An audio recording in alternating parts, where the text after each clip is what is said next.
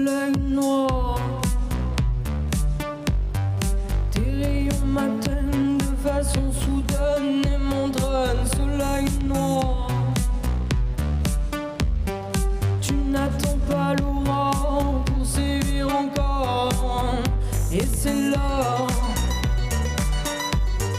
Ta lueur tic-tac et je meurs. Et c'est là. Ta lueur tic-tac et je meurs.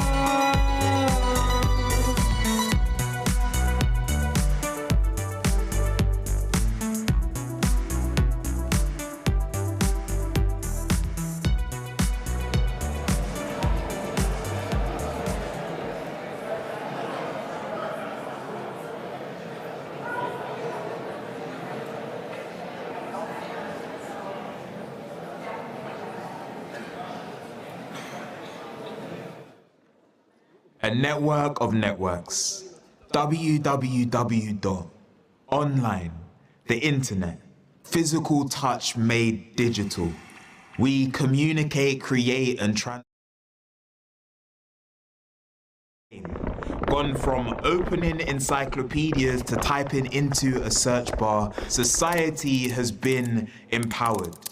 The democratization of knowledge, the devolution of power and education, the dissemination of information. We are all living this moment, the internet.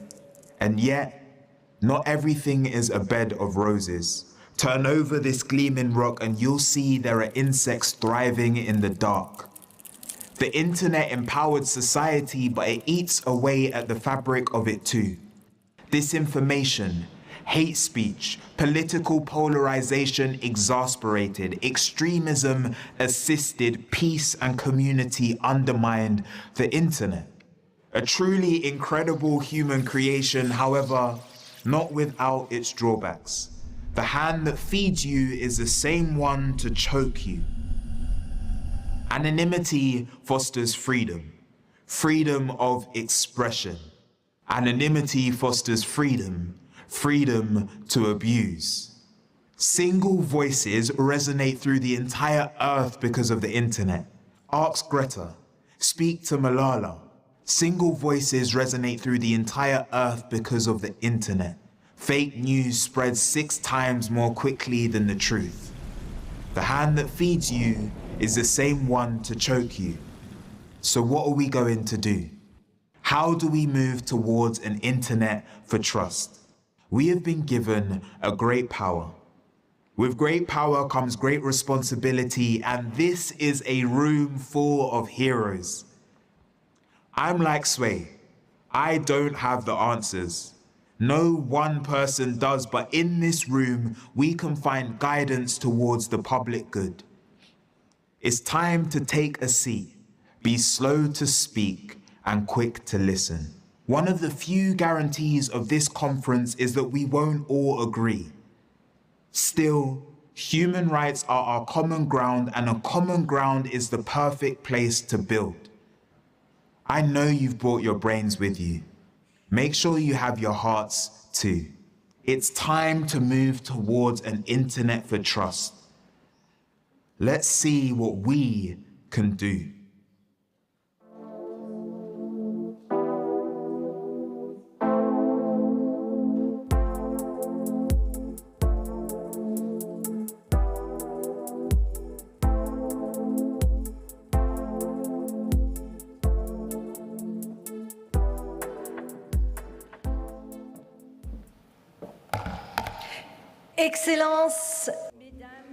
Excellencies, ladies and gentlemen, welcome to this room. I'm Isabelle Kumar, and I will be running the show for the coming 2 days. It is an enormous pleasure and honor to be able to welcome you here to this magnificent House of UNESCO for the UNESCO World Conference for an Internet of Trust.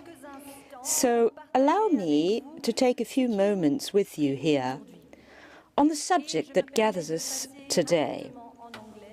And I will now move to English. We just heard now a very moving and important call to action from a very talented young poet. And as he said, our world is no longer the same. And it's up to us in this room, but also beyond the boundaries of this room, to establish that internet for trust. Depuis plus de 20 ans. For over 20 years, the internet and social media have become part of our daily lives. They have revolutionized the way we communicate, and we all know it in this room. There are 8 billion persons in the world. 5 billion are on the internet. That is over 60% of the global population. The internet and social media offer many advantages in the world today. But as we know, and we have just heard, individuals are increasingly using it for disinformation. And the reality is they also propagate hate speech. UNESCO's global mandate includes the promotion of the free circulation of ideas through words and images. UNESCO has therefore decided to develop, through multi-stakeholder consultations, principles for regulation of digital platforms, guidelines whose aim is to support the development and implementation of regulation procedures to guarantee freedom of expression and access to information, while managing illegal contents and any content that can be so harmful to democracy and respect for human rights. In order to achieve this, a number of personalities, specialists and experts in the digital field have accepted to participate in order to provide their expertise and contribution to this consultation, and we would like to thank them. Over 1,500 people will be gathered here at UNESCO, and many more will be following us online. It is also possible to follow us and to use social media with the hashtags Internet for Trust and Reboot the Net. I encourage you to contribute with these hashtags. The interpretation services for the conference are provided in English, French, Spanish and Arabic. And I would like, on behalf of UNESCO, to thank the Sultan bin Abdulaziz Al Saud Foundation for its generous contribution for Arabic interpretation throughout the conference. And please remember to switch off your cell phones. That is an important detail. Thank you very much. And we would also like to thank all of our donors who have enabled this conference, especially the multi-donor program for freedom of expression and the safety of journalists, as well as the European Union and the Alana Institute. I'd also like to thank all of our partners who have organized side events during the day yesterday. General Audrey Azoulay stated back in 2022, the World Press Freedom Conference in Uruguay, "We cannot leave it to private companies to resolve this existential issue themselves. as their business models will continue to favor engagement and clicks, sometimes at any cost, prioritizing sensational content over verified information. So let's remember, once again, and I want to underline this, UNESCO is the UN agency mandated with freedom of expression. So following these words, it is my great pleasure to invite to the stage for her welcoming remarks the Director General of UNESCO, Audrey Azoulay. Please join me in welcoming her.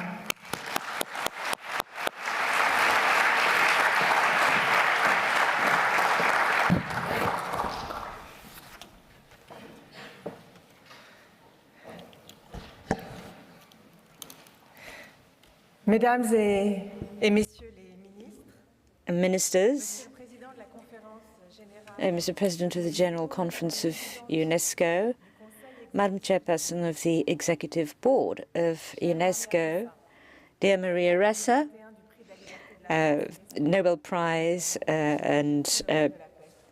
for Peace, and also UNESCO Prize for the Freedom of Expression of Journalists. Ladies and gentlemen, members of the intergovernmental bodies, our sister agencies, regulators, representatives of platforms, journalists, members of civil society, ambassadors, excellencies, dear friends. As we have just heard a moment ago, within a few years, social media have become one of our main interfaces in our relations with the rest of the world and other people for all aspects of our lives. This is a revolution that has already led to an acceleration of exchanges and the opening of new fora for expression. And this is a positive trend. These evolutions were made possible by innovation and technological progress at an exponential speed, an unprecedented speed, and an evolution that was conducted only by technological progress. It is only in a time of crisis that we see the problems that arise from it, such as fragmentation of public debate that has been caused by these evolutions in our society. In this new modern agora, instead of meeting others, we lock up in our bubbles with people who share our opinions, where prejudice is not confronted but comforted, and where rather than convincing, we aim to win. We are now seeing the evolutions, the strange borders between truth and lies, the amplifications of disinformation and conspiracy theories, which of course were not born with social media, but who have found fertile ground there, much more than truth. And these are the dangers that are the result of our behaviors, but especially the recommendations and hierarchies that are born from the algorithms of platforms using personal data. And these dangers are not an anomaly. They're not a bug. They're not a momentary accident. They are the consequence of the economic model that aims to increase audience and therefore aims for reaction and therefore gives priority to emotion rather than reflection. The model is also open to being exploited in the absence of regulation by disinformation professionals. And this has many consequences. It can lead to a breach of trust towards institutions, towards elections that can be manipulated by rumors and fake profiles created for that very purpose. And within that situation, there is a true threat that social media will lead to the disintegration of our societies. Left to themselves, their response is not up to scratch, and in fact there is no incitement to be so. Despite their resources, the platforms consecrate very few means to educating users, or a moderation which remains either inexistent or frequently questioned in majority languages. And there is a lot of inequality around the world, as we have noticed here at UNESCO. These bubble effects favor the expression of extremes and finally represent a barrier rather than a support to freedom of expression. We know that in history, each information revolution, such as mass press in the 19th century, radio and television in the 20th century, have been accompanied by a rethinking and revolutionizing of frameworks for information so that information could serve the common good rather than private interests. And it is this work, this reflection on the principles of regulation that we have not begun today. Dear friends, ensuring information as a public good in the digital age has been a major priority for UNESCO in recent years, in line with the Windhoek Plus 30 declaration adopted at our Global Press Freedom Conference in Namibia in 2021 and endorsed by all our member states. We, as you know, published a first set of principles for the transparency of platforms already 2 years ago. We've also scaled up our work to promote media and information literacy with a new curriculum updated to better respond to the challenges posed by digital platforms and algorithms. We are now supporting teacher training in this field of media and information literacy in 25 countries, and we're working to address shortcomings in content moderation with the project Social Media for Peace, a project supported by the European Union. In Kenya, Colombia, Indonesia, in Bosnia-Herzegovina, this initiative has shown how important it is to adapt moderation to local contexts, local sensitivities, in order to support peace. But while this work on the ground, adapted to local context, is essential, it is not enough. We also need guidelines to help shape the rules applicable to platforms themselves, and we need them now. Between now and the end of 2024, more than 90 elections will take place worldwide, and over 2 million people will be called on to cast their votes. We cannot allow these democratic processes to be swayed by dealers of disinformation, opening the door to all kinds of dangers. The regulatory work to ensure transparency, to protect democratic life is, of course, the responsibility first of states, and many of them are taking action, with at least 55 initiatives already underway. But if these regulatory initiatives are developed in isolation, with each country or region working in their own corner, they are not without risks. Information disruption is by definition a global problem, so our reflections must take place also at this scale, the right scale, the global scale, based upon common principles. Firstly, because digital giants have unrivaled international reach and technological prowess. We need our actions to be both consistent and coherent, and to ensure also that no country or region is left behind. And secondly, because regulating digital platforms is an urgent but also very delicate process if we want regulation to uphold rather than erode freedom of expression and human rights.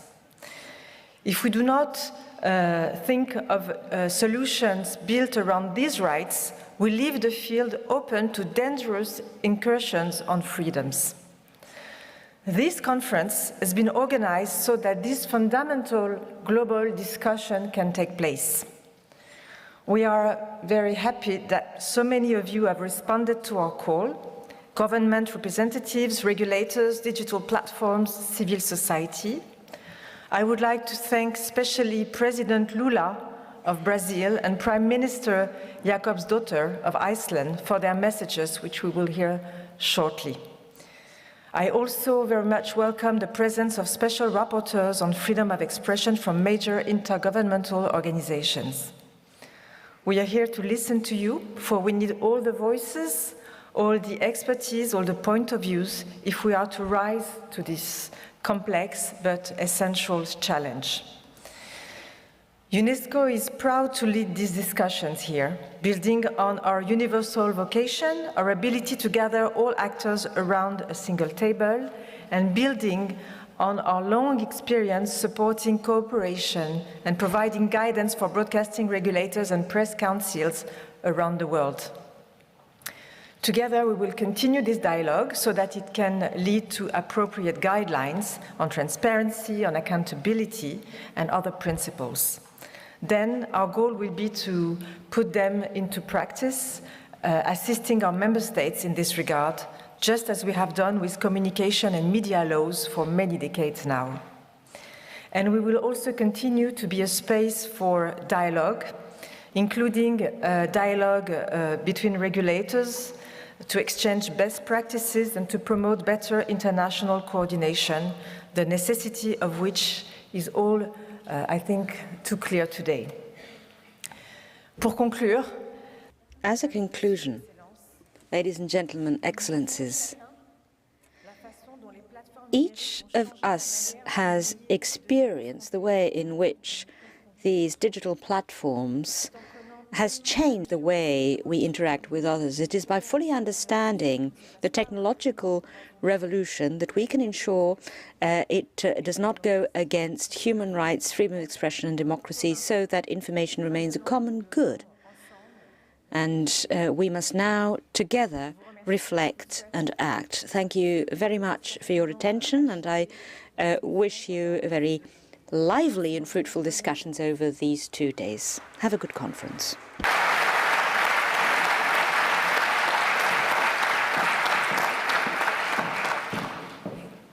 Big thanks there to the Director General for her words there, underlining the sense of urgency in terms of regulating the internet, but also importantly maintaining freedom of expression. Well, it is my pleasure now to present you a video that has been sent to you, as the Director General told us, from the Prime Minister of Iceland, and that is Katrín Jakobsdóttir.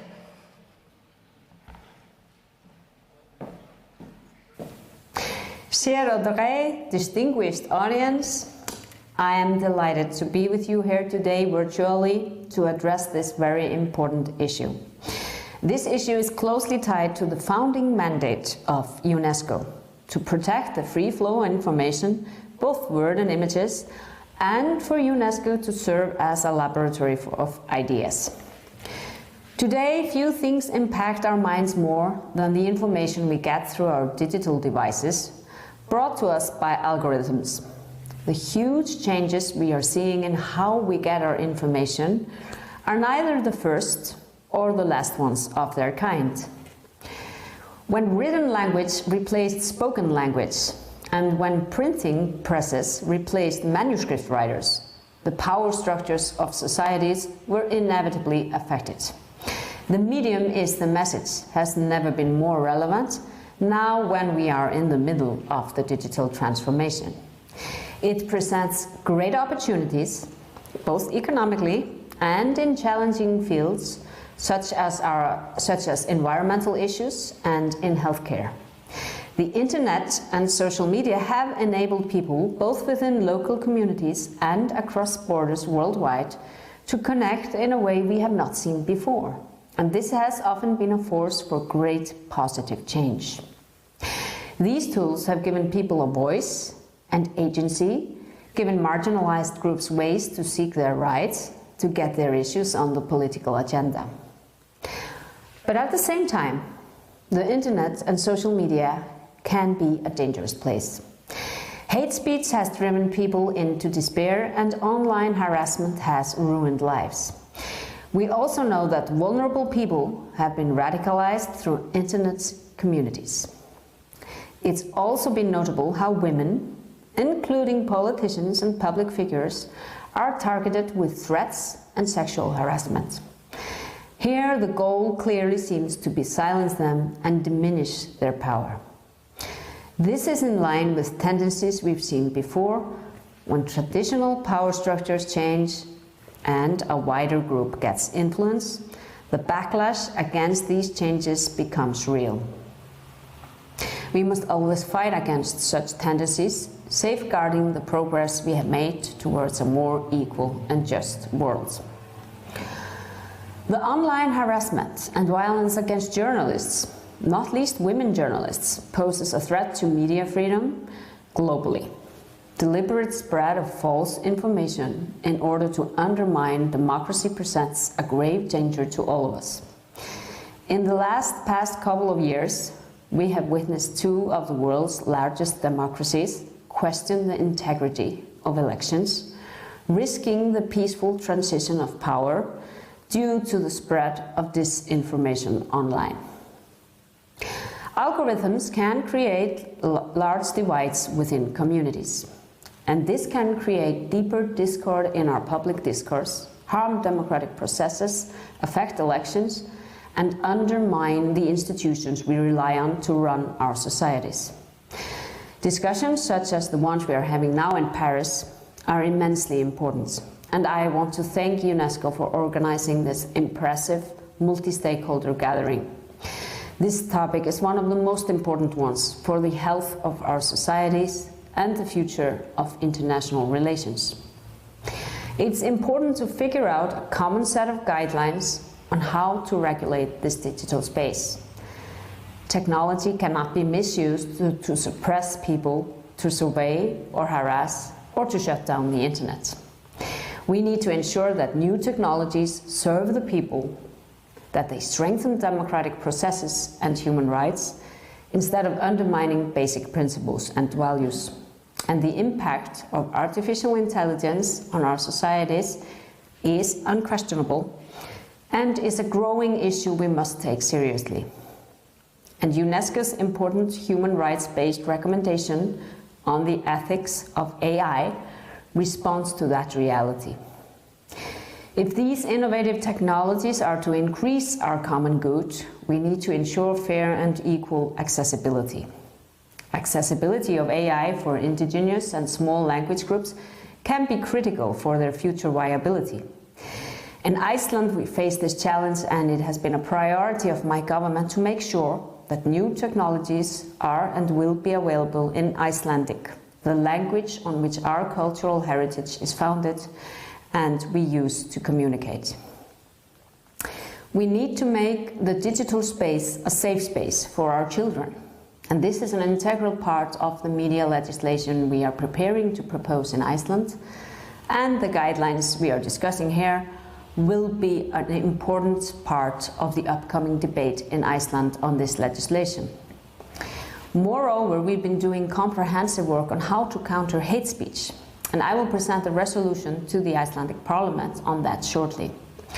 The work of UNESCO and the UN and these guidelines will be useful in that discussion.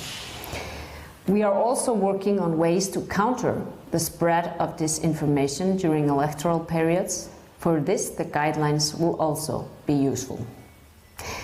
Dear guests, Iceland currently holds the chairmanship of the Council of Europe, the key institution for democracy, human rights, and rule of law in 46 countries. Our goal is to use this chairmanship to advance human rights, and as the Council of Europe is a leading organization on media freedom, we will facilitate the debate on these guidelines there as well. Dear Audrey, thank you for your leadership on this issue. I wish you all good luck in taking on this extremely difficult challenge. And my government and I look forward to working with you to promote peace in the minds of men and women worldwide. Thank you.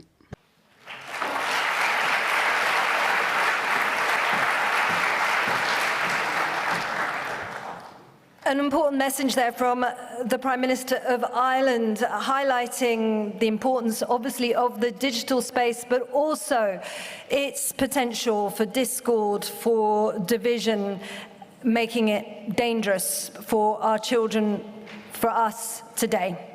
Now, the President of Brazil, Luiz Inácio Lula da Silva, also wanted to express his support for the work of this conference, and he's done so via a written message. The message will be read out by João Brandt, who is the Secretary of Digital Policies at the Communications Secretariat at the Presidency of the Republic of Brazil. I'd like to now welcome him to the stage.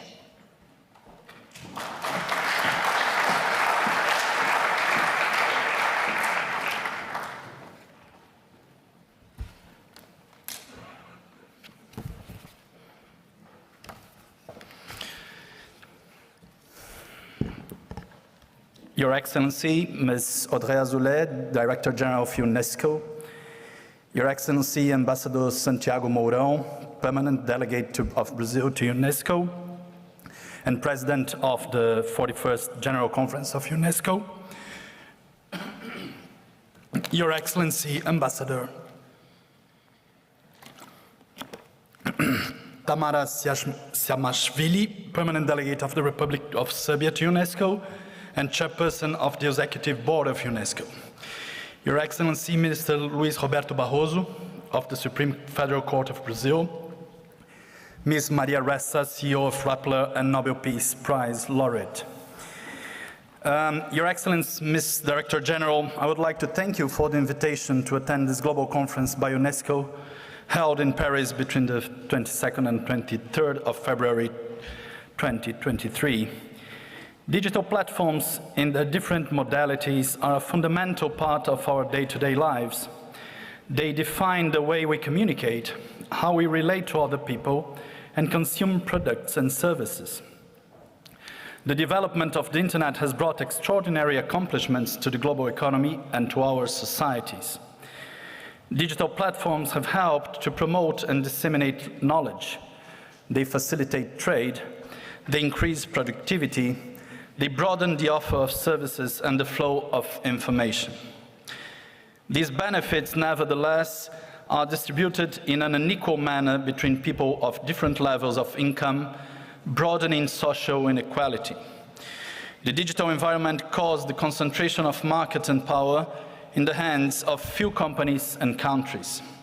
It has also caused risks to democracy, risks to the civilized interaction between people, risks to public health. The dissemination of disinformation during the COVID-19 pandemic contributed to thousands of deaths. Hate speech makes victims every day, and the victimized are the most vulnerable sectors of our societies. The world has witnessed the attack by extremists to the seats of the executive, legislative and judiciary branches of power in Brazil on January 8th. Brazilian democracy won that battle, and it's now stronger. But we'll always be indignant with the barbaric scenes of that Sunday. What happened that day was the culmination of a campaign initiated much before and that used as ammunition lies and disinformation. This campaign had as targets democracy and the credibility of Brazilian institutions.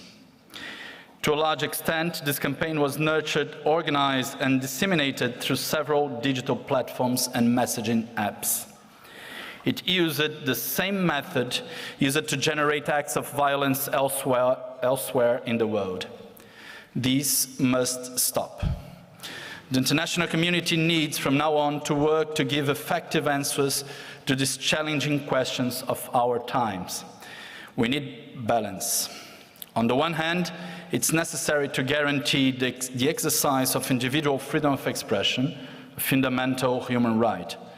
On the other hand, we need to ensure a collective right, the right of society to have access to trustworthy information and not lies and disinformation. We also cannot allow the integrity of our democracies to be affected by decisions taken by some few actors that currently control the digital platforms. Regulation should guarantee the exercise of individual and collective rights. It should correct distortions of a business model that generate profits exploiting the personal data of users.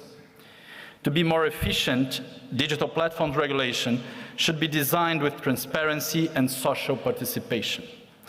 In the international field, this matter should be coordinated in a multilateral manner.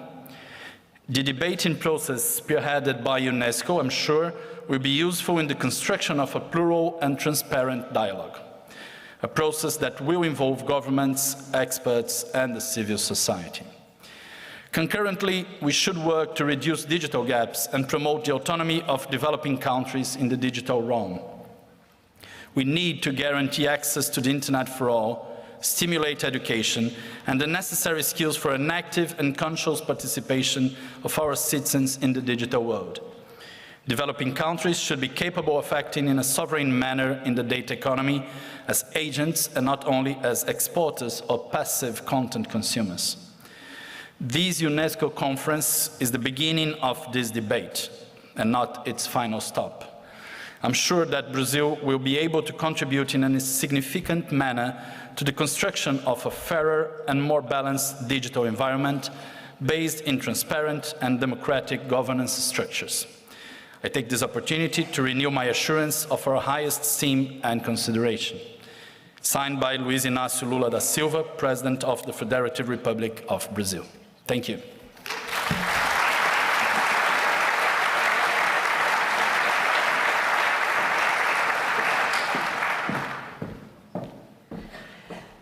I'm now going to quote the 2021 Nobel Peace Prize laureate. And you know what? It's a bit awkward because she's in the room, so I better not mess it up. But that is Maria Ressa, and we're going to hear from Maria Ressa in just a few moments. But she said, without facts, you can't have trust. And without trust, we have no shared reality, no democracy, and it becomes impossible to deal with our world's existential problems. Well, Maria Ressa is CEO of the news site Rappler, and as I said, the 2021 laureate, Peace Prize laureate, but also the UNESCO Guillermo Cano World Press Freedom Prize. She herself has been the target of online attacks and disinformation, and has become one of the world's most authoritative voices on the subject. Her presence and her informed opinions are absolutely indispensable, and it is my pleasure to welcome her to the podium.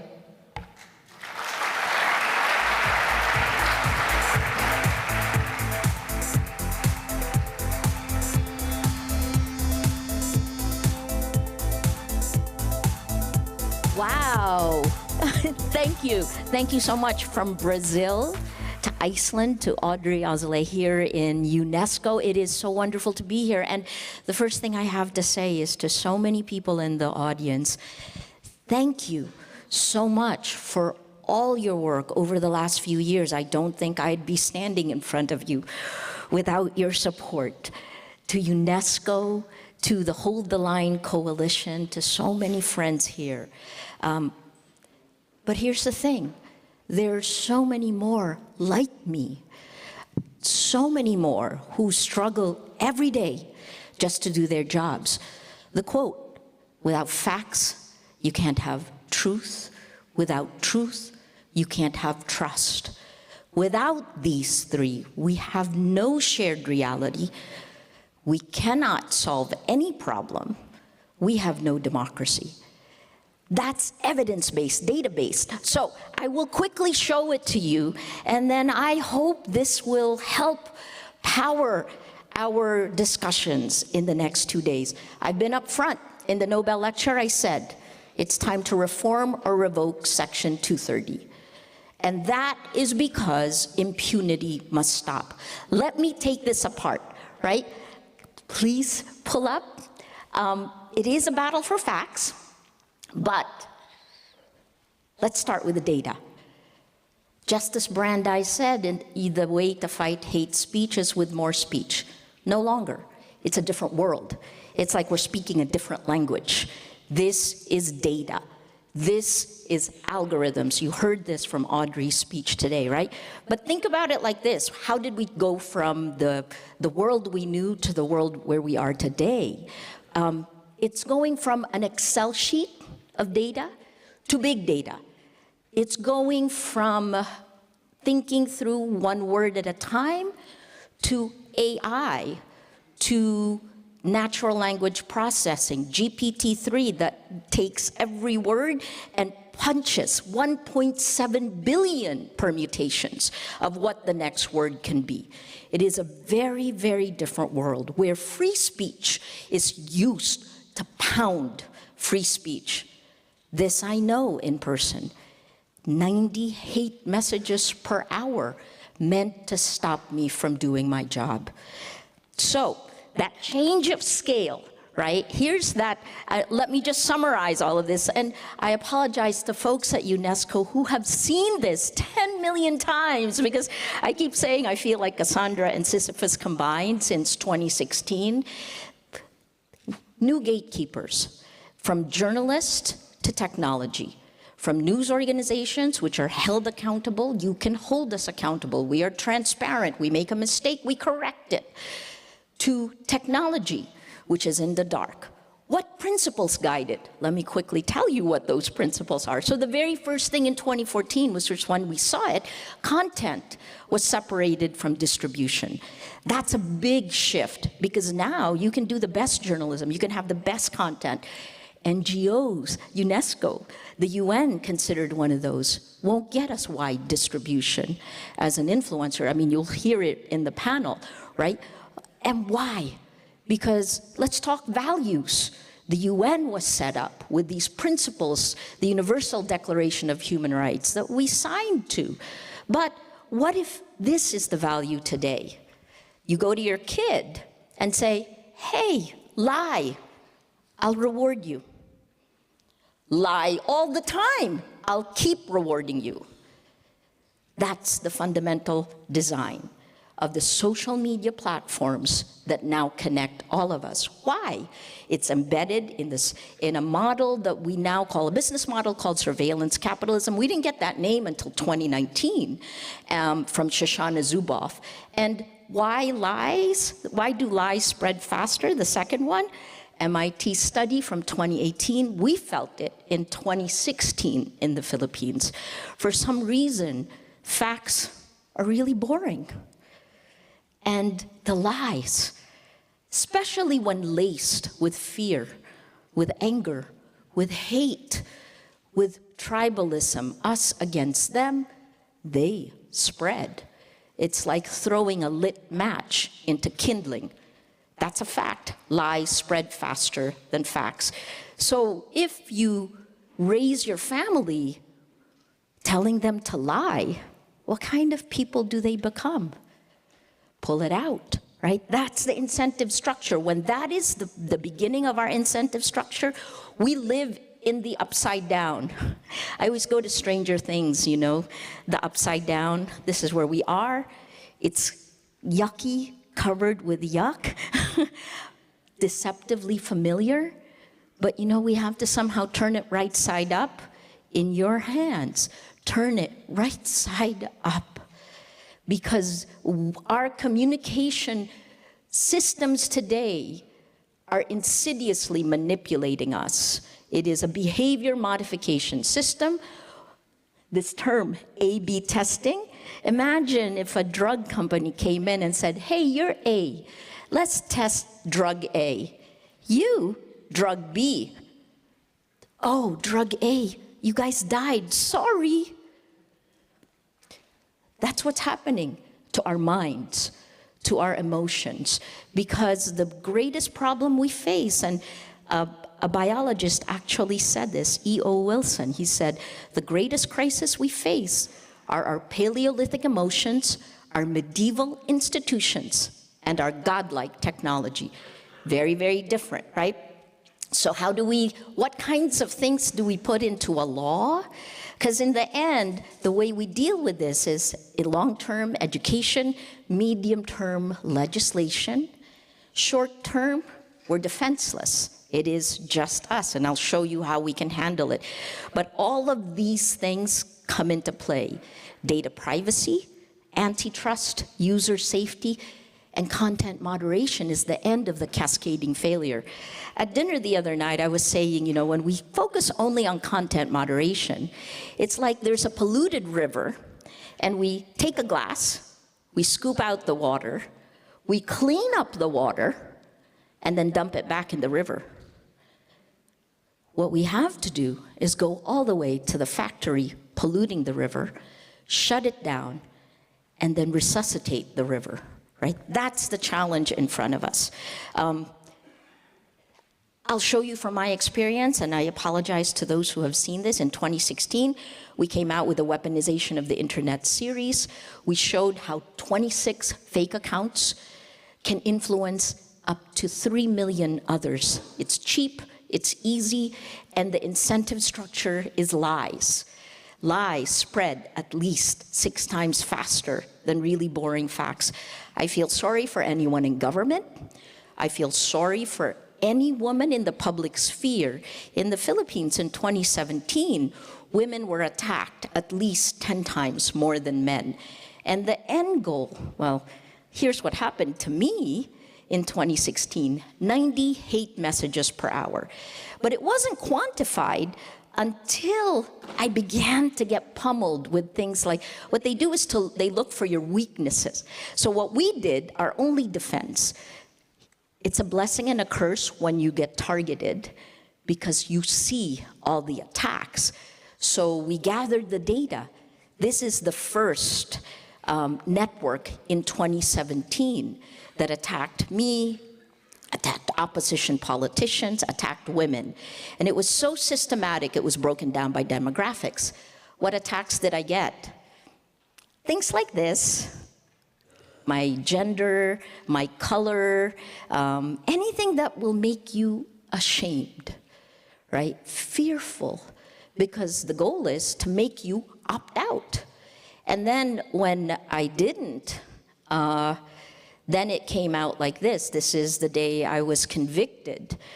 I'm still going strong. I still believe that we're going to win these cases, but you can see here what they do, because if they can't win with exponential lies bottom up, they come top down with the same lies.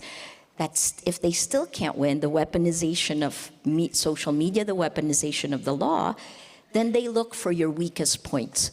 For me, I have dry skin. This is my 37th year as a journalist, so for some reason, they started doing this. They kept the code word, scrotum face. My skin is better than that.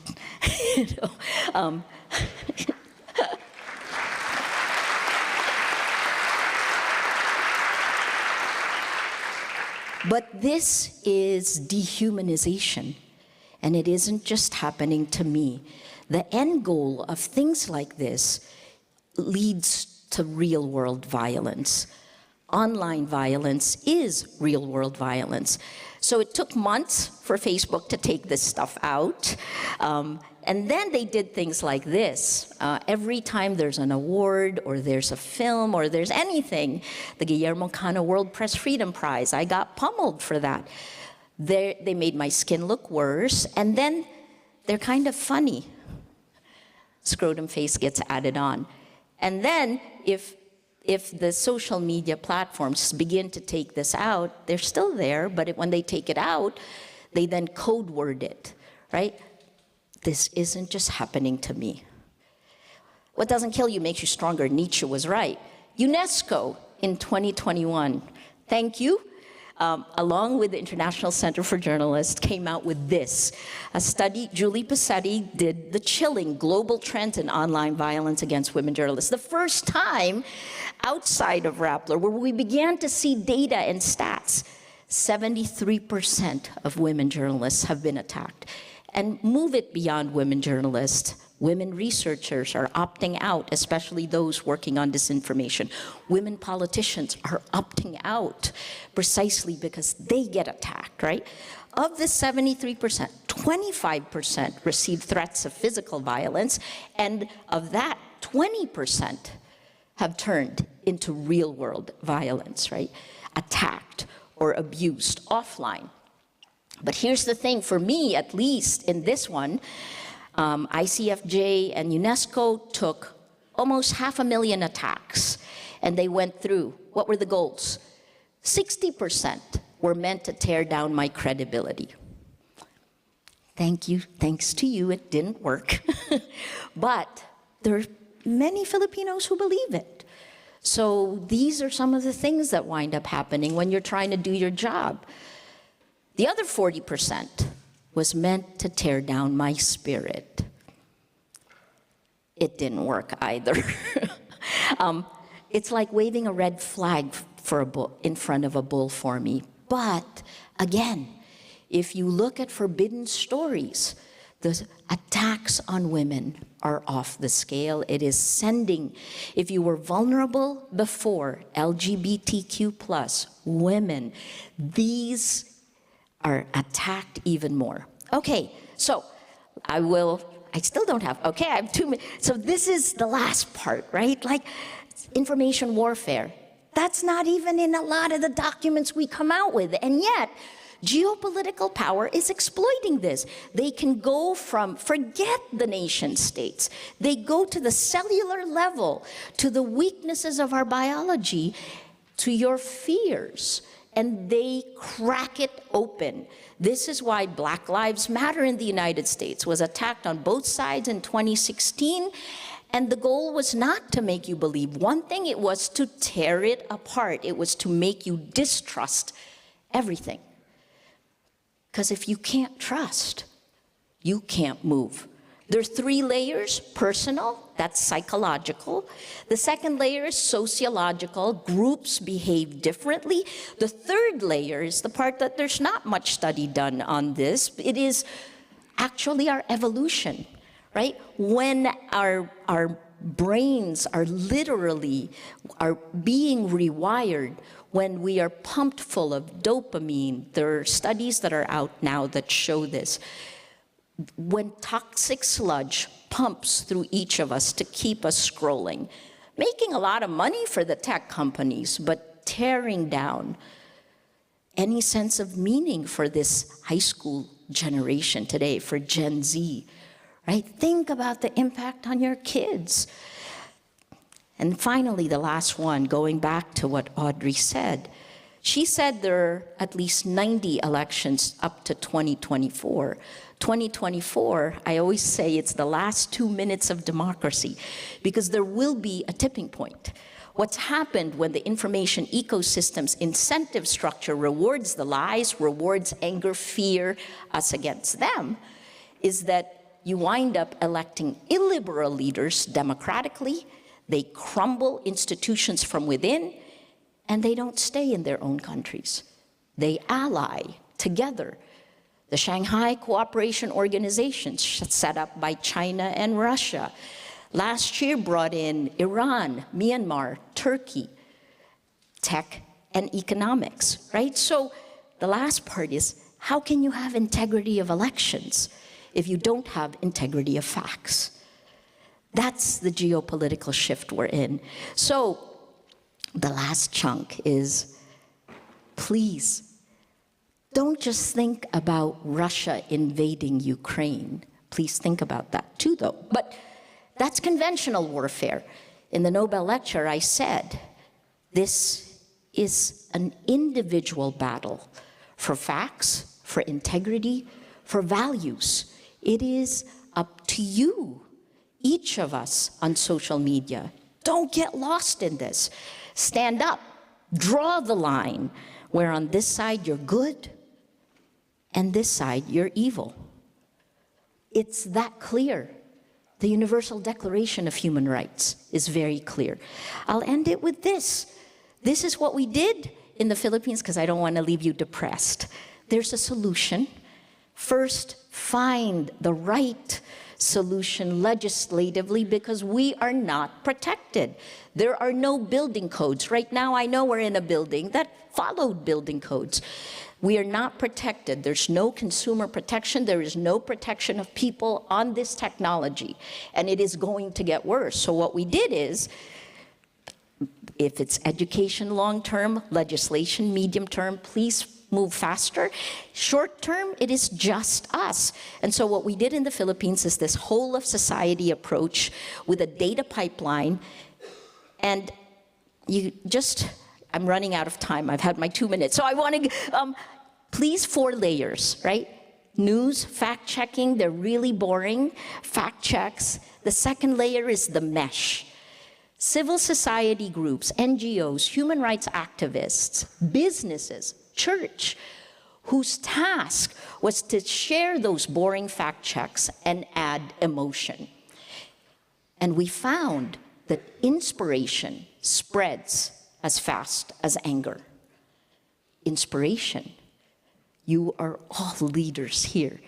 Finally, the third is the research groups, those poor researchers who keep telling us how we are being insidiously manipulated. And the last group is the law. How can you have rule of law if you don't have facts? And our lawyers who were part of this group in the Philippines were the most energized, because those journalists at the bottom, the first layer, we were exhausted. So this is it. That data pipeline gave us the information. I'll leave it with this to just say today, I put all of this in this book that came out, but it's now been translated into many different languages. And today, it is out in French. It's there. The question to each of you, what will you sacrifice for the truth? Think about it. This is the moment. This matters. Thank you.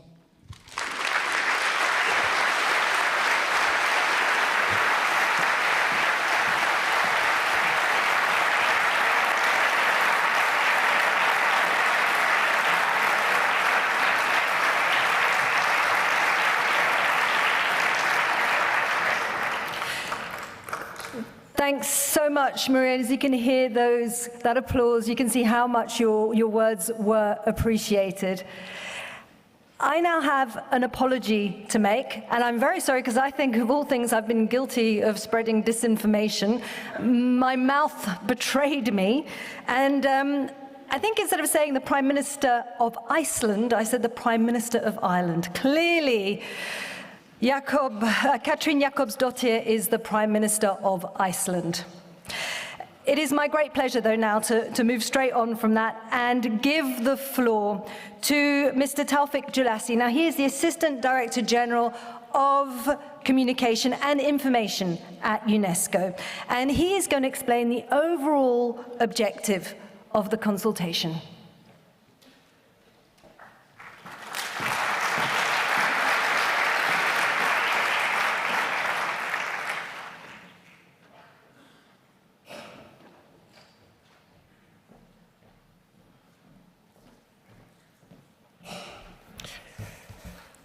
What an impossible task to try to speak after Maria Ressa.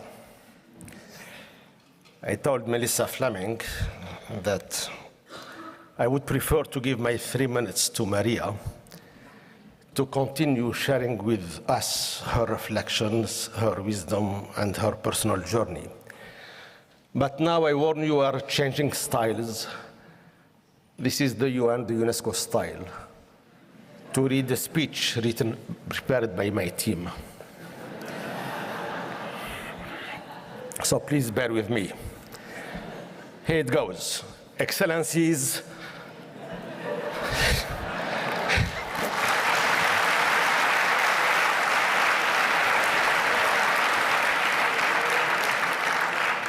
Let me try again. Excellency, President of the General Conference of UNESCO, Excellency, Madam President of the Executive Board, Excellencies, Ambassadors, Permanent Delegates, distinguished guests, representatives of the civil society organizations, of the technology companies, esteemed speakers, ladies and gentlemen. What an amazing start we had this morning. First with a poem, then with Madame Audrey Azoulay, Director General of UNESCO, and then obviously with Maria Ressa. I hope what you heard so far sets the scene for such complex issue that we are debating today and tomorrow, and obviously the potential impact that the guidelines to regulate digital platforms that UNESCO is trying to coordinate, to facilitate, could bring about positive change to cyberspace. It was said by many that what we would like to see these digital spaces become a place where information is a common public good and information ceases to be a public hazard and a public harm. Clearly, the response to these questions is not simple. There isn't one size fits all. There isn't a single solution. And this is very much why we have used an inclusive multi-stakeholder approach, very much founded on international standards of human rights. This said, by convening this global dialogue, by coordinating this process of open consultations with all parties concerned, by taking the responsibility of drafting these guidelines, UNESCO would like to add a piece to this complex puzzle. UNESCO, in a humble way, would like to bring its brick to such construction. I will come back this afternoon with more details on why, what, and how underpinning this conference. Why UNESCO? What are we trying to do? And how we hope to operationalize these guidelines once they are finalized through this multi-stakeholder approach. Je voudrais dire quelques mots en français. Let me now say a few words in French, ladies and gentlemen, in order to prepare the major gathering that we have here today and tomorrow. Since September, we have carried out very broad consultations with all players concerned by this complex and crucial issue for us all. And our aim is quite clear. It is to define global guidelines for the regulation of digital platforms in order to fight those harms that have been mentioned: disinformation, hate speech, online harassment, while, of course, doing our utmost to protect freedom of expression and human rights. The aim is not regulation for censorship, but regulation to ensure that information is this shared public good, while protecting online freedom of expression. The consultations that we've been carrying out over the past 6 months or so have led, a few weeks ago, to the publication of the second draft, document 2.0, for the regulation guidelines. And that document was put up online a few weeks ago. The document and the guidelines in their current version called upon the responsibility of several players, governments, to set up independent regulatory bodies, independent from economic and political power, to ensure the respect for fundamental freedoms, the responsibility of digital platforms in terms of moderation of content, with adequate investment in all regions of the world and in all languages of the world. Responsibility of platforms also to educate users as to the critical use of their tools. Ladies and gentlemen, It is also important to underline the role of researchers, academia, and the technical community in providing their expertise to these discussions. Civil society, media professionals, and journalists should use these guidelines to hold all relevant players accountable and to actively participate in policy making in different jurisdictions in a truly multi-stakeholder manner. All these groups participated in this process, and we count on them to continue their engagement, their commitment, until we reach the final stage of the documentation. They sent us suggestions, comments, inputs, but also criticism, which we have been taking into account. We are here today and tomorrow for another open consultation with all of you to gain even a deeper understanding of the issues at hand to improve the process going forward. If we don't come together as an international community, we risk a political and jurisdictional fragmentation that will certainly jeopardize an internet founded on human rights, on openness, on accessibility, on multi-stakeholder governance. It is time to reboot the internet. It's time to build an internet of trust. Have a fruitful conference.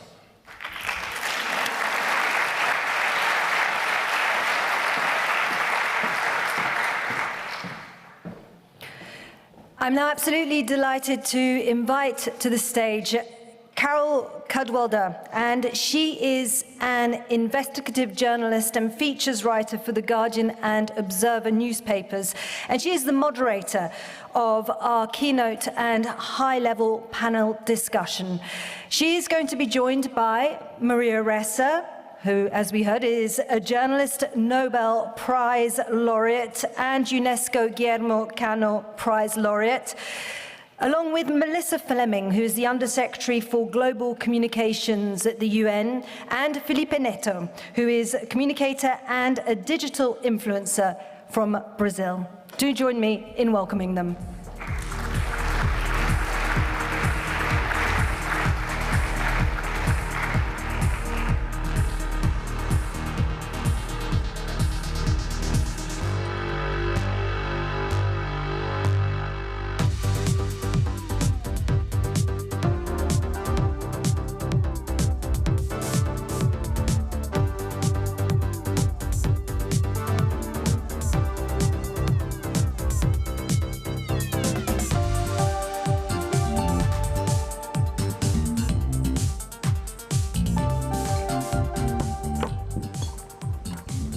I've just realised I'm in charge.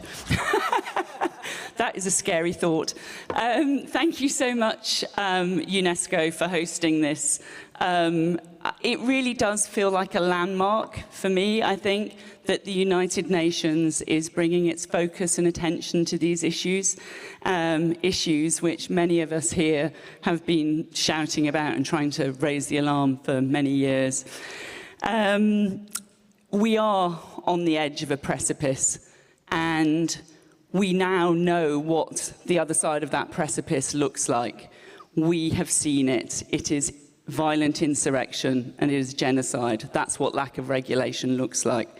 We no longer have the luxury of ignorance.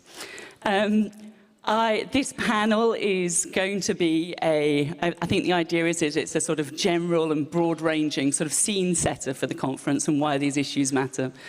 And, but I was told I had 3 minutes at the start, so I thought in those 3 minutes I would just go back very briefly to 2016 when I started looking into the issue of fake news.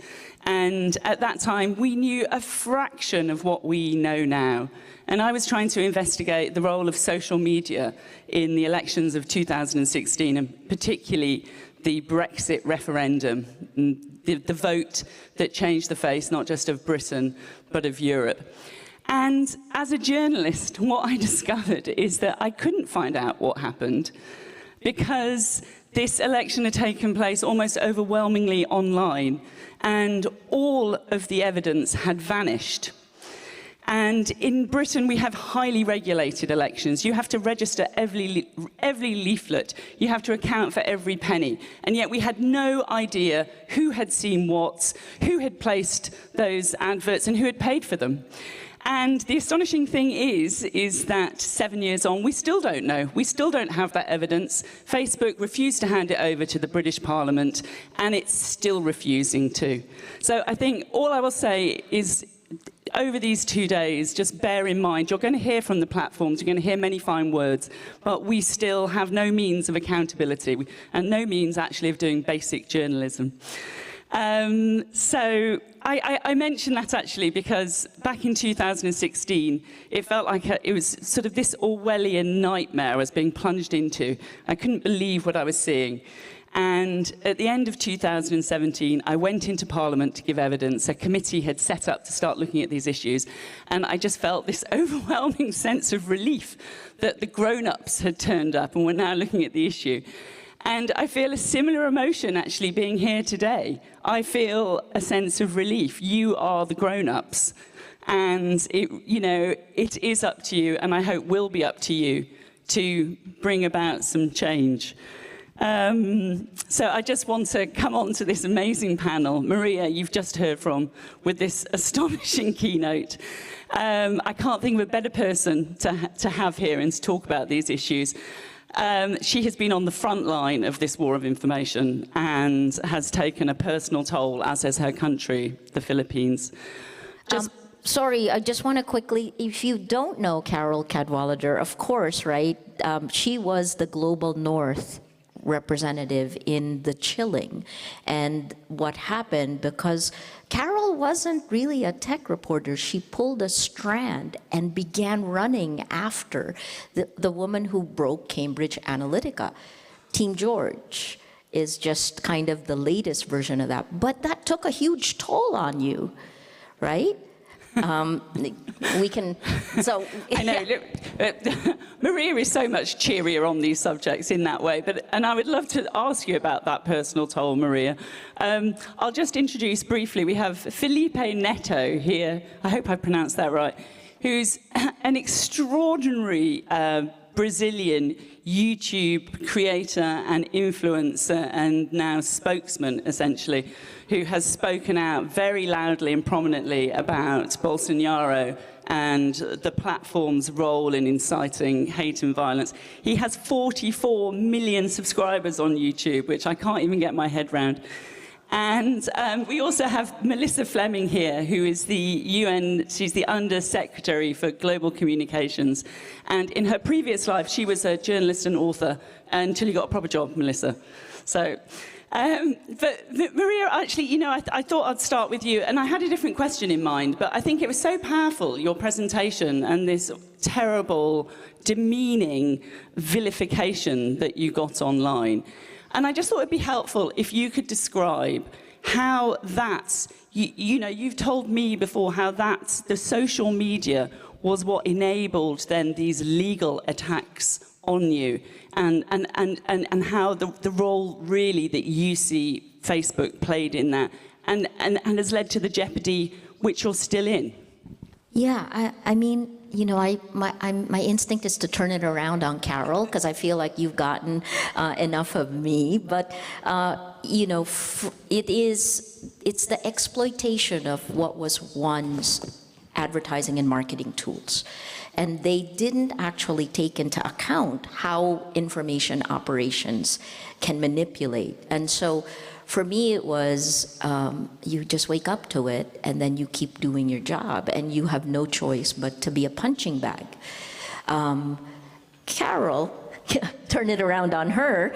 I mean, you were a punching bag, right? And the gendered disinformation, and we talked about this before when you're the reporter and you get pounded, you not only feel the insecurity, but it spreads, right? Like, how did you handle? Nice try, Maria. No, I mean, I'm serious, right? I'm the moderator here. No, because you think that in the global south, this stuff happens. Brazil, yes. Patricia Campos Melo, who's also in the audience, right? Amazing. But But can you explain how that actually then translated into legal actions which were taken against you? There was a direct line, wasn't there? Okay, I better follow the moderator. How does it follow? It's like fertilizer is seeded in information operations. So the meta-narrative was journalist equals criminal. Say the lie a million times, and people who don't know me actually may think I'm a criminal. And then, a year later, it comes from President Duterte. He was then our president himself. He says, Rappler, journalists, Maria Ressa, is a criminal. And when it comes from power, we all know what that is like. When it comes from power, amplified through power, then what does a journalist do? You don't really have a recourse. So I reacted to it like a traditional professional journalist, which is I basically stayed quiet, which is the wrong thing to do if you're under attack. And then I pursued it in court. And in 2018, so you know the impact on a news organization. In January 2018, the government tried to shut us down. Within 4 months, we dropped 49% of our advertising revenue. And it was a war that we would have lost by the end of 2018, but we were forced to find a sustainable business model, and we did it through data and tech. And then 2019, I just kept getting arrested, 10 arrest warrants in less than 2 years. So you kind of have to deal with that. But the other part that's hard is to see your fellow journalists and everyone in your society be afraid, stay quiet. Who are your supporters? Thank you, UNESCO. Thank you. Who are your supporters in something like this? Why did you keep going? Oh, I don't know. I try. You know what? I'm going to go to Felipe next, if I may. So, Felipe, we now know a lot about the role.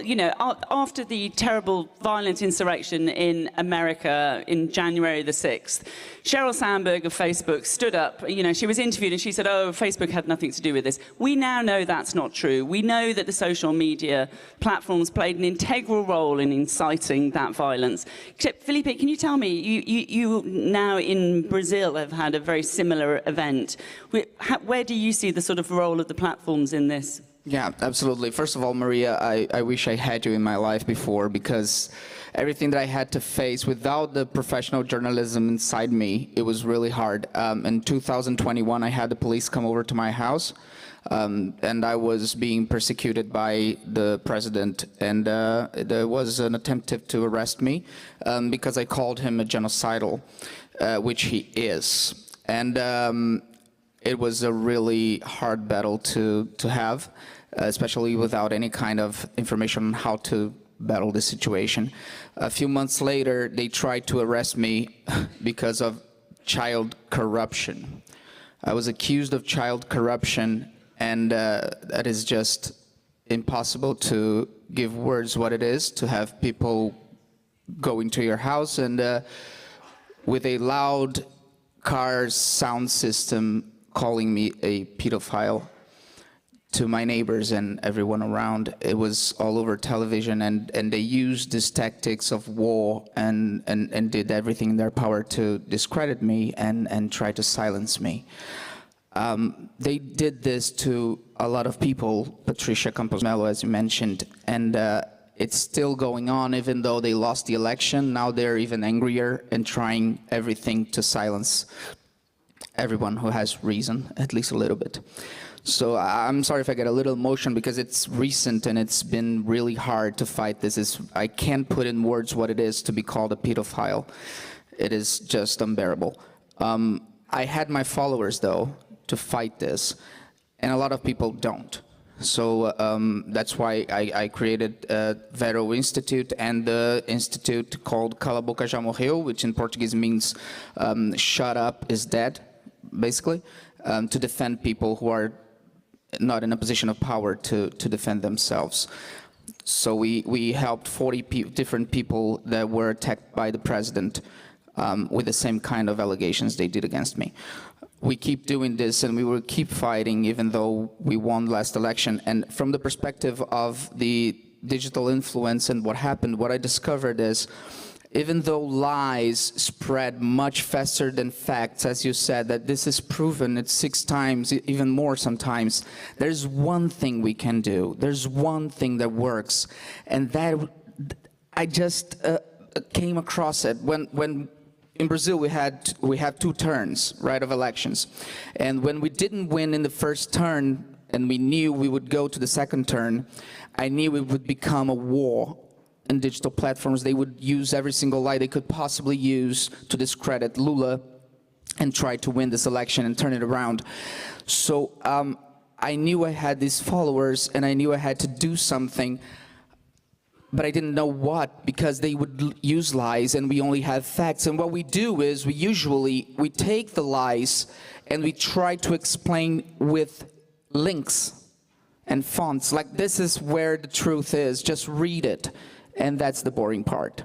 That's where people get, you know, I'm not going to read that. It's not interesting. It's much more entertaining to watch someone from the far right position scream and shout something. So what I did was I used the same technique. I tried to turn information and facts into entertainment. So I did the same kind of strategy, like showing the new news reports and everything with fun facts and funny messages. And during that time period, like 28 days, the videos that I made just telling people the lies they were spreading were lies got 300 million views. And that I didn't expect, but it was really important to show that it's possible to turn facts into something interesting and entertaining. Well, we won the election, not because of me, of course, but we managed to beat the misinformation and everything that happened in Brazil. But then we had January 8th. That was the insurrection, the terrorist attacks against our institutions, and that was indeed because of how social media is structured today. And if we don't talk about shutting down the factory, as you said brilliantly, we cannot even try to solve this problem. We're still trying to moderate, we're still trying to fix the little things, trying to clean the glasses of water, and we need to talk about the factory. So thank you very much for the opportunity to come here and to give a perspective from the South, from Brazil. And we have a lot of work to do, and I'm really eager to help. Thank you.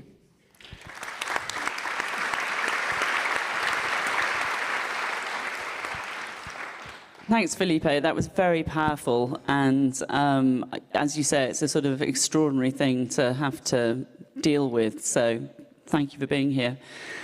Melissa, can I ask you a question?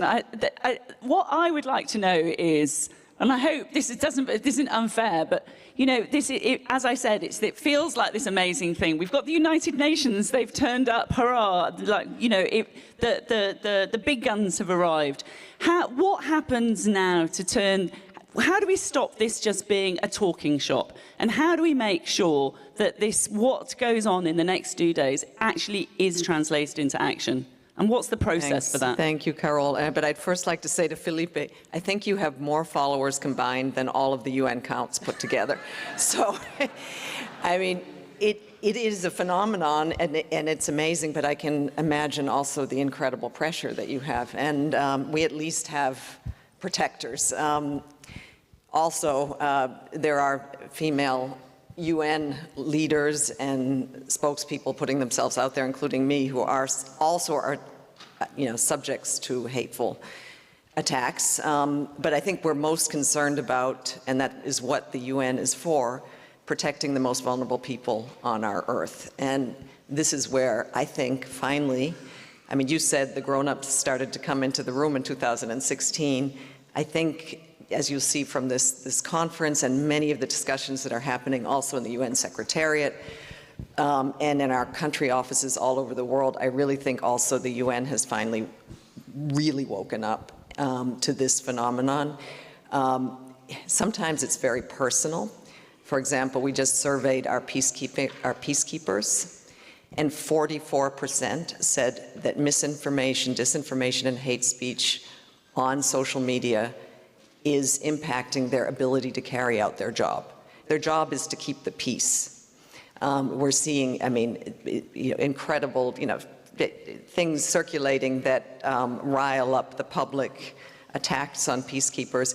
And it's not only peacekeepers, it's our country offices around the world who are working, to implement the Sustainable Development Goals, which is, promoting equality, education, healthcare, climate action. In all of these areas, the facts are being undermined and public trust is no longer really there. So it's much more difficult for the UN to make the world a better place. So what I'm saying internally, and I think what this conference is doing, Maria calls it our information ecosystem. We need to treat it very much like our environment. We are alarmed when our environment is polluted and when our rivers are full of toxins. We cannot live a healthy human existence. The same goes for information ecosystems. And if our information ecosystems all over the world are out of balance, in places where there's absolutely no moderation from social media platforms, it's even worse. So if we don't focus on this, we're never going to be able to make this world a better place. And finally, in that information ecosystem, the role of the media has to start also being recognized more. Rigorous journalism, the institution of public interest media that has really suffered as social media platforms took over their advertising models. And as you know, independent media are very vulnerable to lawsuits. And imagine in countries where they're extremely exposed. So promote independent media. I know that's very much in UNESCO's mandate as well, but we are really, really seized, and I'm working on leading the process for a code of conduct on information integrity on digital channels, which will also, pull the UN together. We will be very much informed by the outcome of this, and come together in standing up to the platforms, the factories, and at least advocating for fundamental change. Thank you, Melissa. Maria, you go to an awful lot of conferences, and you talk an awful lot about these issues. Tell me how you see this conference as being different in terms of actually being able to achieve some of the things which we are endlessly talking about. And if there was, if you're trying to get across one thing to this audience, really, what do you want them to take away and to go away and do? Oh, wow. Okay. So first, UNESCO itself, right? It's freedom of expression. Freedom of expression is under attack, and it's exponential attack. It's speech weaponized. So you have to flip that world. So the mandate of UNESCO is freedom of expression and safety of journalists. Journalists are under attack. And it isn't just us individually. I mean, and again, as the Global North representative in the chilling, you can see it's a psychological attack. It is a personal attack. It is turning your community against you. It is a breakdown of trust. It is insidious. I want to hear more about how you did this. But I would say the last part is that I keep thinking now of how do we deal with this. So I hope you here, please, let us move away from taking the glasses of water, because that is where everything is. And please be aware of, in the US last year, $70 million tech lobby. I sound very radical. I'm not. I'm a traditional broadcast journalist who has just seen the data, knows the tech. I am building tech in Rappler. That's one of the things we're trying to do. So the solutions, I guess that's focus on the solutions, because you can't talk anymore. We've been talking about this since 2016. And then the last part is in this interim period, while you're debating the legislation, help journalism survive. There's a 10-point action plan that the Dmitry Muratov and I released, signed by a dozen Nobel laureates in Oslo last year.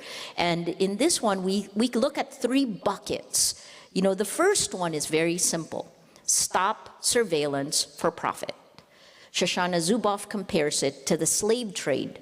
I didn't talk about how each of us on every social media platform, they use every atomized post you have is pulled together by machine learning to build a model of you. Replace the word model with clone. So they clone each of us based on our data, then use AI. That is what is used to micro-target. Micro-targeting is very different from advertising. Micro-targeting is insidious manipulation. That is what geopolitical power has weaponized into information warfare. Okay, sorry. So the first, I think, is just, you know, we need to help independent journalism survive, and this is where the International Fund for Public Interest Media. I've been trying to hit all the ones. International Fund for Public Interest Media has, in last year, raised $50 million. That will go to help independent media survive while you're looking at legislation. So rush, because we're under attack, but that now is going out, and the goal there are the democratic countries. Put your money where your mouth is. You've only spent 0.3% of your ODA on independent media. You need us now, and we're under extreme attack. Kick it to 1%, and that will be $1 billion every year for independent media. Sorry, that's the difference. Great ask. I love that. That's something really concrete that people in the audience could actually bring about. Is that what you're saying? They could actually help to save global journalism. That is incredible power that you have, and I think you only have to listen to Maria to understand how acutely the press is under attack and what the consequences are of that. And also just with what Felipe was saying as well. So Felipe, actually, I'm going to go to you now, and what I'm interested in with you as a sort of creator who's making this content for one of these platforms that we're talking about, you're really close to understanding the sort of, you see the algorithm in action, right? Exactly. You see the problems, you see the content moderation issues. Can you talk a little bit about that? And also maybe, was there a sort of moment when you got radicalized around this issue? Yeah, so that point of view is brilliant, and I think the solution, the key is under one word that we need to discuss, and we need to write books about it, to read books about it, and to invest in research about that. We have a lot, but we need more. It is recommendation. Brazil leads the way in this, Yes. right? The clustering algorithms of YouTube in particular. Exactly. Recommendation is the entire business model of these companies, is how they profit. And it is, I'm sorry to use this word is very prejudiced, but it is the cancer of the problem. It is the root of the problem is recommendation, because it is hacking our brains to understand what can radicalize us, because they need more minutes from our attention. We are in a war of attention where the companies need to steal attention from each other, and they use any weapon they can to keep us logged in. And in order to make money, they need to go exactly against the public interest. That is, to not radicalize opinions, to not push us towards this craziness that is not crazy, but it sounds crazy. So we need to discuss the methods. We need to ask for transparency. I know we talk about transparency a lot, but how do they do recommendation system? They don't tell us. Felipe, ever. Can I ask, have you asked that question of YouTube, and what do they tell you? Nothing. And what sort of things? So tell me, do you have examples where your videos, after your videos, people are being recommended sort of far-right, violent, whatever extremist content? Yeah, so so you're feeding that in that sense? I make money from recommendation. 70% of my views on YouTube, and I have over 17 billion views on YouTube, 70% of that comes from recommendation. So the entire environment is around recommendation system, and we need to understand how it works in order to prevent radical videos and extremists and etc. And I ask you to, for 13 years I've been asking them, how does it work? How can I push forward? How can I be more when I wasn't really aware of this being a problem? I was asking, how can I get more recommendations? Now I need to understand how it works, and they don't tell you. They will never tell us unless we make them tell us, maybe.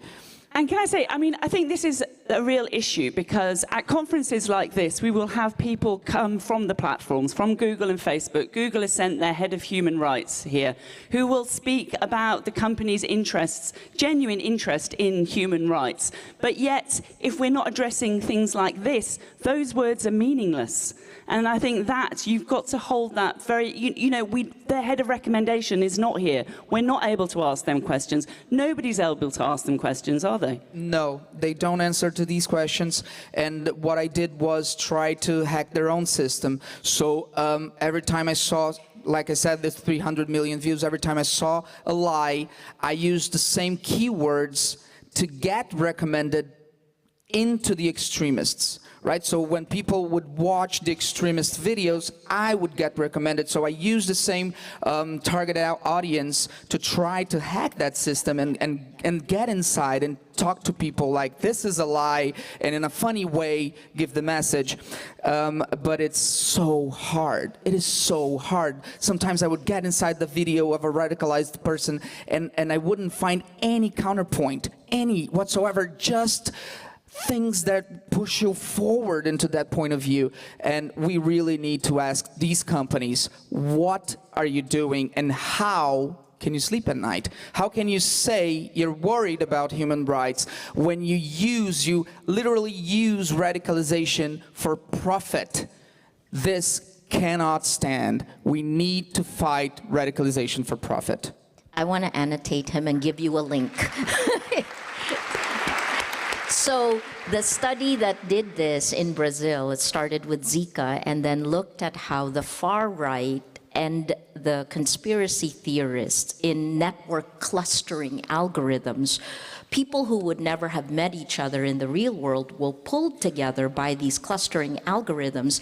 The video was recommended. This essentially brought Bolsonaro to the presidency, right? So the guy, Google, Jonas Kaiser, this is the study that he did. There's a paper there, but you will also see several things. Zika was one. So it's incredible that you spend time to look at how you get recommended into that ecosystem. But this is what they expect journalists to do, and we don't do that. Exactly. It's impossible to ask for journalists and academics to invest in this. What we need maybe do, before they change this, we hope, we need, and this I would like to ask UNESCO, we need to bring more influencers to the table. I know it sounds kind of silly, but we need to talk to influencers, because I had a life of my father is a psychologist, my mother works with education, so I had this life where I got interested in books. But we have a lot of influencers who don't. They have no idea what we're discussing here. They're just making funny videos, and they can make a difference. They can help us if we talk to them. So I urge UNESCO, talk to influencers. They really can help, and they want to help. They just don't know how. But in the Philippines, these influencers were weaponized to attack journalists. Oh, yeah. So you grew from gaming, right? Like, is that where you came sometimes, from? Yeah. Lots of I also do gaming, yes. Yeah. So that's the problem. You are, in some ways, there are more people like you, but what do we do when they're used to attack? Exactly. We need to bring us to our side. We need to talk to them. They will listen if we talk to them, but they have no one talking to them right now. The people are just expecting from each other. We need to stop expecting and start talking and start asking and start inspiring. We can inspire people, especially the influencers. They can come to our side. Maybe if I can add there, as somebody who runs the UN social media accounts and a campaign called Verified that we tested also in Brazil during the pandemic, which really was to mobilize influencers, because it was very clear that we were not going to reach people broadcasting from UN headquarters in New York, and that the only way in this system, also of recommendations, in a system where the United Nations on Facebook, for example, is classified as a civic institution, which means our starting point is downranked. We are downranked. We've never been able to get that changed, even though we do really think we are the source of trusted information science. Ressa, can you just explain that a bit more? You're saying that the United Nations on Facebook is downranked as a source of authoritative information. You're kidding. I did not know that. Yeah, it's true. And what? Well, they're not calling people communists. That's what people want to watch. So we're in this constant battle. I mean, this was particularly after 2018, where it kind of went into this category with other news organizations. But given ad credits to try to then lift that post to the level of the Joe conspiracy theory post, so that we can compete. So what we have tried to do, what we have done, I think, successfully, is that we have gone to influencers. I mean, beyond our usual celebrity influencers, who do make a huge gazillions, like Leo DiCaprio on climate, massive. He takes our messaging, he, delivers them to his fans. But what we found during COVID-19, which was even more effective, was to use micro-influencers. People in the communities who spoke languages, who had cultural relevance, in places also where social media platforms have no cultural knowledge and have no language moderators. But to mobilize those forces for good, because what we did find is that if we created content that was engaging, that traveled well on social media, that was based on facts, boring facts, yes, but made into entertaining, and gave them to people who already had big followings, because there are so many who want to, spread the truth and to have a positive impact on communities. So write my number. Let's discuss after this. I'm Please join forces with us. I'm 100% available to help. I really want to help you build this. I really do. I can't get my head around this absurdity that the United Nations is having to compete on Facebook against conspiracy theorists, and that the marketplace is treating these as equal. I mean, well, in terms of a starting point for this conference, that has to be it, right? You're the United Nations. You shouldn't be competing against conspiracy theorists to get attention to what you're actually doing here online. And there are people from these platforms here, and these are the questions which need to be asked over the next 2 days. And you need to get answers, I think. And if these aren't the right people here, then we have to find a way of you bringing those people, I think. I see Maria nodding. What are you going to say, Maria? No, I think you need to move beyond the false equivalence.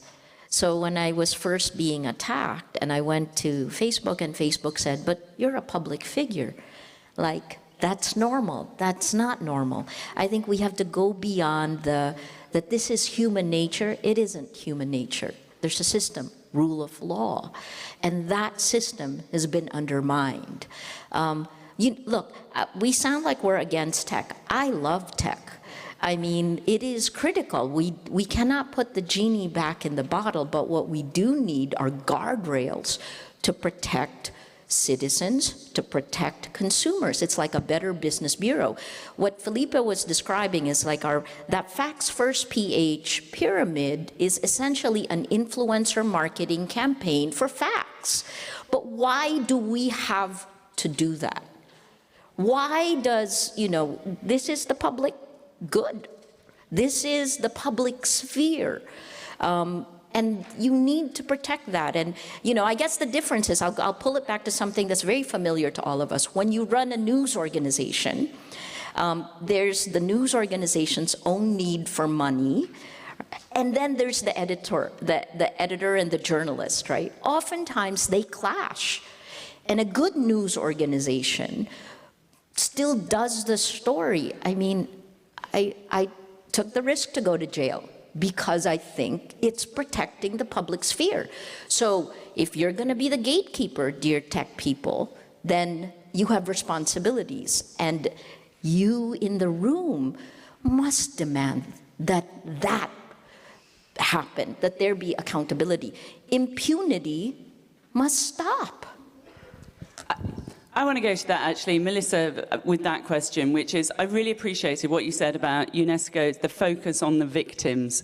And that, I think, just has to be front and center in everything that is, you know, we're talking about in this conference.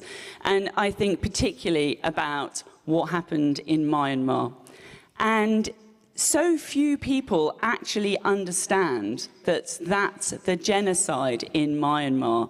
The United Nations did a report, and they found that Facebook played a determining role in that, in the murder of tens of thousands of people, and what they said was a textbook case of ethnic cleansing. And the key thing about that report is that it had no consequences. Nobody was held to account, and there has been absolute impunity. And there has been no justice and no answers even for the Rohingya who have been trying to advocate for that. Tell me, I mean, it feels, I do feel this gets forgotten, and that we don't sort of like, we haven't faced up to what that is and read the warning signs there. What role does the United Nations have, Melissa, in ensuring that something like that doesn't happen again, although it already has? Thanks, Carol, for bringing up Myanmar, because I think it is, you know, one of the most horrific examples of the consequence of, you know, there was this, I mean, the UN is trying to connect everybody. We heard here, we'd love everybody to have the right to be connected to the internet, but Myanmar was very, you know, very disconnected, and Facebook had this, you know, dream to go in and give everybody the chance to be online, but only under one condition, that you access online through the Facebook app. And so we're giving them the tools without protecting them against the dangers, and people who have, you know, really no experience in navigating. And what they were getting in their feeds was hate, was dehumanizing language, was the language that, you know, it gave license to kill, license to rape, license to throw babies in fires, license to drive. And so have we learned? It's really hard until Max Fisher just wrote a book, The Chaos Machine, and has really has written in detail, because our report was detailed, but the detail here, I think everybody should read what happened, and this should raise alarm bells. What can be done to prevent? Have we seen change? Have we seen more human moderation? Have we seen people who can speak languages? Have we seen more curation, and let's not, you know, march into countries and connect people to understand what a fragile environment this is, and the ethnic hatreds and issues and the turning point. But this isn't, unfortunately, being done. Thanks, Melissa. Felipe, I wanted to ask you, I mean, essentially, you're living the dream. You are the person who kids all over the world dream about becoming, this influencer with an enormous platform, enormous power. You know, I'm sure it's a great living also. And you wouldn't have had access to speak in this way to this audience without these tools. And so you're an example of like how this connected world does create opportunities for voices which wouldn't have been heard. My question is it worth it, do you think? Well, now you also understand the harms of it. Where do you fall on that line? Well, absolutely. I don't want to sound ungrateful. Like, everything that I accomplished in my professional life, it was because of YouTube. It was because of Facebook and Twitter and Instagram. Of course, we don't want to shut down the platforms. We don't want to fight them in a level of creating a war. It's not about that. It's about accountability. It's about stopping, what's the word you said? impunity. It's stopping impunity. It's bringing them to the table and saying you need to be a part of the discussion, but you also need to be responsible for the mistakes that you made and you will make. That's the starting point. So I think I would do it all over again, even the mistakes that I made. But I was, basically in 2015, I discovered that I had a huge child audience, for example. And I didn't know that before, because YouTube was a platform for over 13. So what I did when I discovered that is I changed everything that I did. I used bad words, I used to talk about sex, I stopped, I realigned my speech, and I started changing everything that I did, and I started to study how to talk to children, like the responsibilities that you have when you have children watching you. What I think that is happening is these platforms, every day they discover a new thing that they need to be responsible for, and they just keep waiting for something to happen. Yeah. They keep asking for something to happen, like regulate us. Stop saying regulate us, come to the table and take accountability for what you're doing. Stop just asking for people to solve your problems. Problems you created. Yeah, the problems you created. So we want to help. But we don't want to be in that position that you're putting us. So I think I would do it all over again. They shouldn't. Thanks, Felipe. We have 55 seconds left. Maria, can I just take final thoughts, I suppose, from the panel? What do you want to leave the audience with? In the short term, the tech companies have the ability to lead to a better place. They just have to moderate their greed and act like leaders instead of the 3Ds, deny, deflect. So do it, please. That's the first. And then for all of us, it's time to stop talking. The evidence is there. The impact on all of us, there are 10,000 plus internal documents that were released by Frances Haugen, the Facebook whistleblower, but it isn't just Facebook, right? You heard YouTube, Twitter, of course we all know. You know, this is what is connecting us, and it is harming us. The toxic sludge is pushing the worst of humanity. That has to stop. Thanks, Maria. One sentence, Melissa. I agree. I don't think it is a reflection of our true society, but it is dividing our societies and causing enormous harm. And it has the potential to do so much good, to have voices amplified like Felipe and facts and science that would dominate our discourse and promote human trust. So I think, you know, the platforms say that they want this. And let's all work together and make an information ecosystem that is healthy, where people can thrive and human rights can be at the center. Felipe, one sentence. Stop hurting children, please. Thank you. And I think on that, we will wrap up there. Thank you ever so much. Thank you, UNESCO, for having us.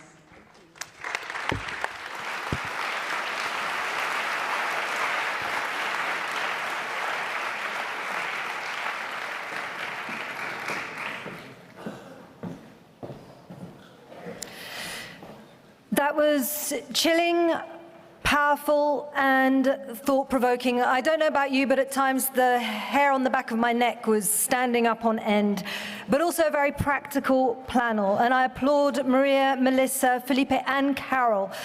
And again, the importance of this panel underlines how critical this UNESCO-led consultation is. I encourage everyone to join the conversation using the hashtag Internet for Trust. Now, time to give you a bit of information about how the discussions are going to take place over the next 2 days. And there's quite a lot of information to take in here. All of you should have received the participation principles. So please read this document carefully, as it will guide our discussions for the next 2 days. We ask all the participants to commit to principles of inclusion, equality, mutual respect, and sincerity. Now, UNESCO wants everyone to be able to participate in this consultation. That's why we set up a digital engagement tool for you to contribute. Now, a QR code and link will be posted on the screen to access the consultation questions for each session. Participants are invited to submit their comments via the digital engagement tool. The results are going to be carefully reviewed by the UNESCO team in real time, and a selection of comments will be read aloud during the conference.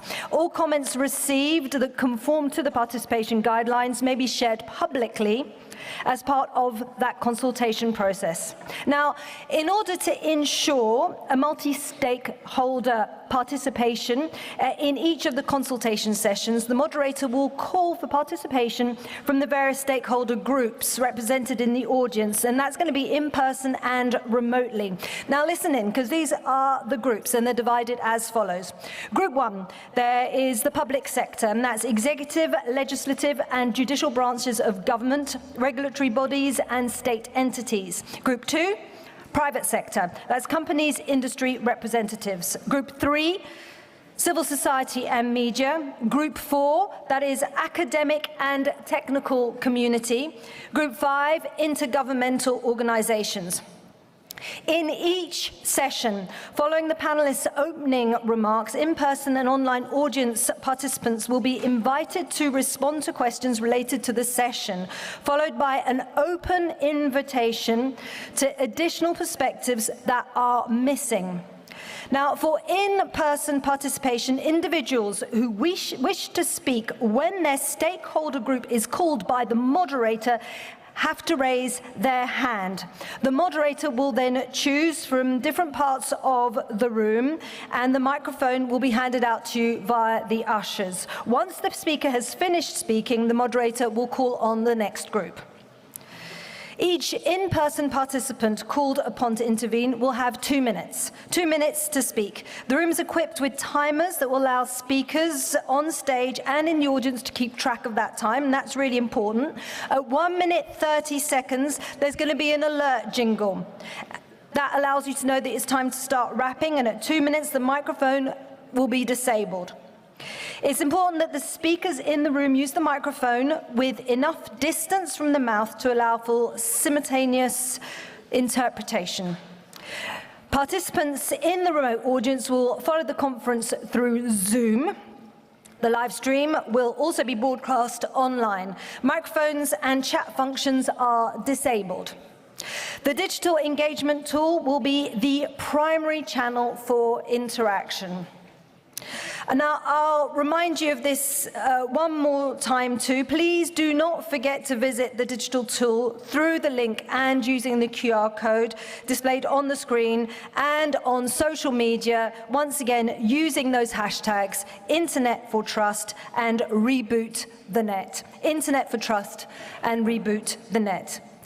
Now, the objective of the next session is to discuss the key regulatory elements that are necessary to ensure freedom of expression and access information while addressing illegal and potentially harmful content. Now, please join me in welcoming our moderator, and our moderator is Patricia Campos Melo, and the speakers.